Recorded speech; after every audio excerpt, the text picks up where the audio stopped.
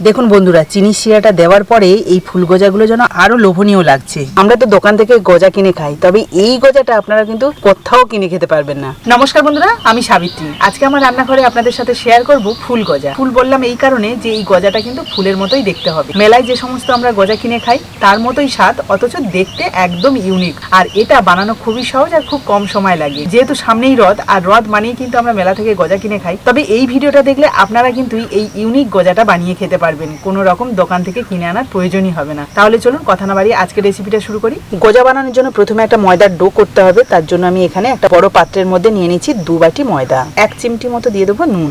আর নুনটা দিলে কিন্তু মিষ্টি স্বাদটাও বেশ ভালো আসে। আর তার সাথে দিয়ে দিচ্ছি 2 থেকে 3 চামচ মতো সাদা তেল। আপনারা চাইলে এখানে কিন্তু তেলের বদলে ঘিও ব্যবহার করতে পারেন, অথবা ঘি আর তেল দুটো মিক্সড করেও বানাতে পারেন। হালকা হাতে একটু ময়ান করে নেব। বেশি ময়ান হলে আবার খুব খাস্তা হয়ে যাবে, তাই একটু হালকা হাতে এইভাবে কিন্তু মিশিয়ে নিতে হবে তেলটাকে। ওই 1 মিনিট মতো ময়ান দিয়েছি। এবার আমি এর মধ্যে অল্প অল্প নর্মাল জল দিয়ে একটা শক্ত ডো বানিয়ে নেব। দেখুন ময়দাটাকে কিন্তু খুব ভালোভাবে মাখিয়ে নিলাম, আর ডোটা দেখুন এরকম হয়েছে। এবার আমি এর থেকে 3টে লেচি কেটে নেব। আপনাদের যদি বড় জায়গা থাকে না, এটাকে 2টো লেচি কেটেও করতে পারেন, মানে যে কাজটা আমি করতে যাচ্ছি। যেহেতু আমি এই যে আমার চাটুটা ছোট আছে, সেই জন্য কিন্তু এখানে 3টে লেচি কেটে নিলাম। এবার হাত দিয়ে একটুখানি গোল করে নেব, নিয়ে এবার এটাকে বেলবো। এবার বেলার জন্য এখানে কিন্তু আমি ময়দা ব্যবহার করব না, কর্নফ্লাওয়ার ব্যবহার করব, বা কর্নস্টার্চ বা অ্যারারুট এগুলো ব্যবহার করতে পারেন, তাহলে কিন্তু খুব ভালো হবে এই জিনিসটা। এবার এটাকে পাতলা করে বেলে নেব।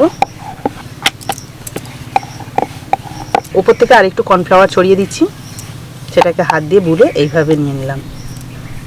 এবার এটাকে ভাঁজ করব। এদিক থেকে একটা ভাঁজ দিলাম। এবার ভাঁজ দেওয়ার পরে এই অংশতেও কিন্তু একটু কর্নফ্লাওয়ার ছড়িয়ে দিতে হবে। আবার এদিক থেকেও একটা ভাঁজ দেব। আচ্ছা, এবার এটাকে আমি এদিক থেকে একটা ভাঁজ দিচ্ছি, আবার একইভাবে এদিকটাও। দেখুন 3টেকে রেডি করে নিয়ে একটাকে আপাতত নিয়ে নিচ্ছি। এটাকে এখন বেলে নেব। এই যে দেখুন আমি এইভাবে বেলে নিয়েছি, খুব পাতলা নয় আবার খুব মোটাও নয়। এবার এই গ্লাসের শেপ দিয়ে কিন্তু এই রুটিটাকে কেটে নেব। এবার এই কাটা অংশটাকে আমি তুলে নেব। এখানে যে 2টো করে 4টে কাটা অংশ রয়েছে, এবার এখান থেকে আমি 2টো কাটা অংশের মধ্যে এইভাবে কর্নফ্লাওয়ার ছড়িয়ে দিচ্ছি। এবারে এই যে একটা কাটা অংশ এর উপরে দিয়ে দিচ্ছি, একইভাবে কিন্তু আরেকটা কাটা অংশ এটার উপর দিয়ে দিচ্ছি। এবার এই দুটোকে আমি ফুলের শেপ দেবো, তার জন্য একটা ছুরি নিয়েছি। ছুরির সাহায্যে কিন্তু কাটিংটা করতে হবে।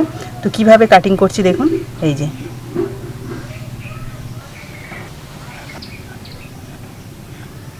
এবার এই কাটা অংশগুলোকে বের করে নেব।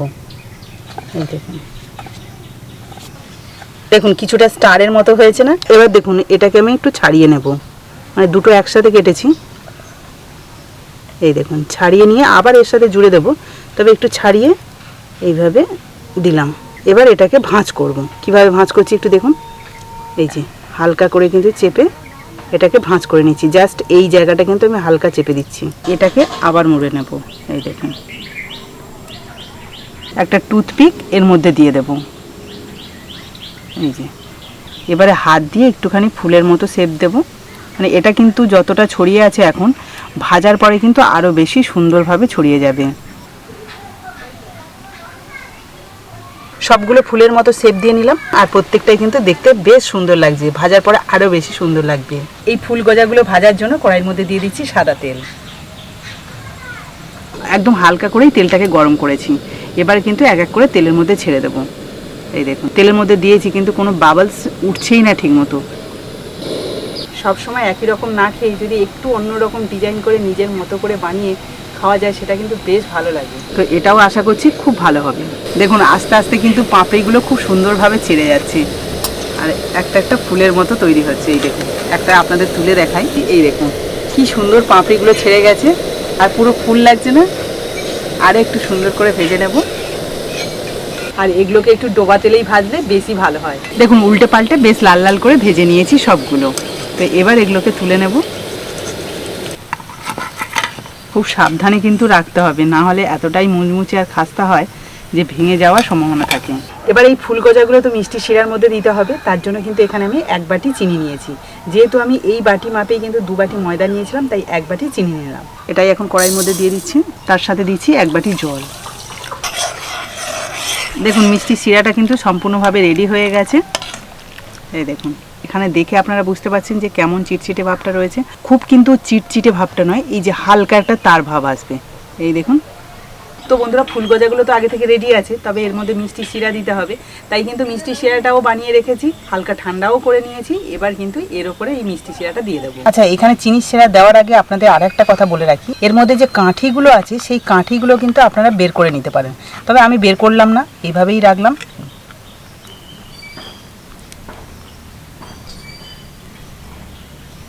দেখুন বন্ধুরা, চিনি শিরাটা দেওয়ার পরে এই ফুল গজাগুলো যেন আরো লোভনীয় লাগছে। আমরা তো দোকান থেকে গজা কিনে খাই, তবে এই গজাটা আপনারা কিন্তু কোথাও কিনে খেতে পারবেন না, একমাত্র বাড়িতে বানিয়ে খেলে এরকমই গজা খেতে পারবেন। এবার চলুন এই গজাগুলো কতটা রসালো এবং মুচমুচে হয়েছে একটু আপনাদের দেখিয়ে দিই। এগুলো এত সুন্দর দেখতে হয়েছে না, মনে হচ্ছে যেন ঘরে সাজিয়ে রাখলেই ভালো হতো, তবে খাওয়ার জিনিস, তার জন্য তো খেতেই হবে। আর এই দেখুন, টুথপিকটা আমি বের করে নিলাম, খাবার সময় অবশ্যই টুথপিকটা বের করে নেবেন। আর কতটা মুচমুচে দেখুন, এই দেখুন। আর রসালো দেখবেন, ভেতরটা দেখুন পুরো রসালো, আর এই দেখুন ভেঙে যাচ্ছে রীতিমতো। এবার এই ফুল গজাটা কতটা টেস্টি হয়েছে সেটাও তো একটু খেয়ে আপনাদের বলতে হবে, তাই আমি কিন্তু একটা নিয়ে নিয়েছি। যেমন মুচমুচে তেমনই কিন্তু টেস্টি, তেমনই রসালো। তো বন্ধুরা, এই ফুল গজার রেসিপিটা আপনাদের কেমন লাগলো অবশ্যই কিন্তু কমেন্টে জানাতে ভুলবেন না। আর আজকের এই রেসিপিটা যদি আপনাদের ভালো লাগে তাহলে প্লিজ একটা লাইক করে বন্ধুদের সাথে শেয়ার করবেন। আর যারা আমার নতুন বন্ধু আছেন তারা যদি ইউটিউব থেকে দেখে থাকেন তাহলে প্লিজ চ্যানেলটাকে সাবস্ক্রাইব করে রাখবেন। আর যারা ফেসবুক থেকে দেখছেন তারা ফেসবুক পেজটাকে ফলো করে দেবেন, তাহলে এইরকম নতুন নতুন ভিডিও প্রতিদিনই দেখতে পাবেন। তাহলে চলুন আজকের মতো বিদায় নিই, পরের দিন আসবো আবার একটা নতুন ভিডিও নিয়ে। ততক্ষণে ভালো থাকবেন, সুস্থ থাকবেন।